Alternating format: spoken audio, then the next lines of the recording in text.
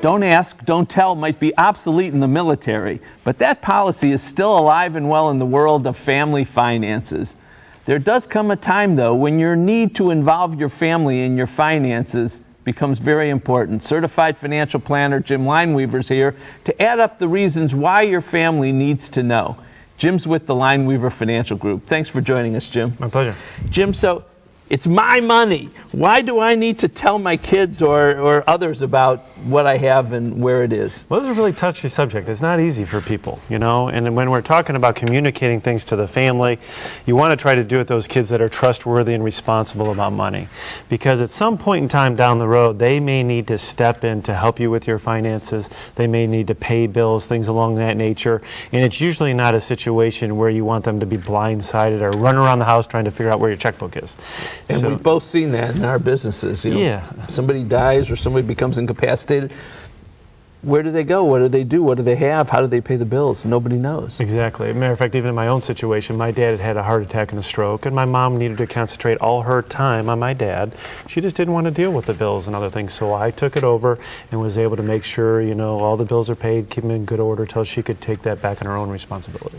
So if we recognize the importance of talking this over, what's the first step? The first step is what you want to do is to actually list out everything you have. So list out your bank accounts, you can list out your wills and, you know, let everybody know where you're keeping important documents like marriage and birth certificates, any military records, any mortgages, debts that you have, tax returns, anything that you can think of financially related. Try to make sure that you organize that, put that in one place. You might even want to list it out in a computer program somehow, but at least make them aware of where it is if something really happens. And what about phone numbers and you know, names of professionals and others that can be helpful? Very important. Make sure it's always there at their fingertips. So get that name of the attorney, the financial advisor, your CPA, any insurance agents that you may deal with. If you have a safety deposit box, make sure you let them know which branch of the bank that it's at and everything. Make it very easy for the kids to help out, because it's usually going to come at a time that's going to be very stressful when they're really going to try to just concentrate on your care. All right, now let's get more specific in terms of day-to-day. What next can the child or trusted other person do to help? What happens is a lot of people that are retired today didn't grow up with a lot of computers, but it's actually very safe to do online banking and setting up everything automatic.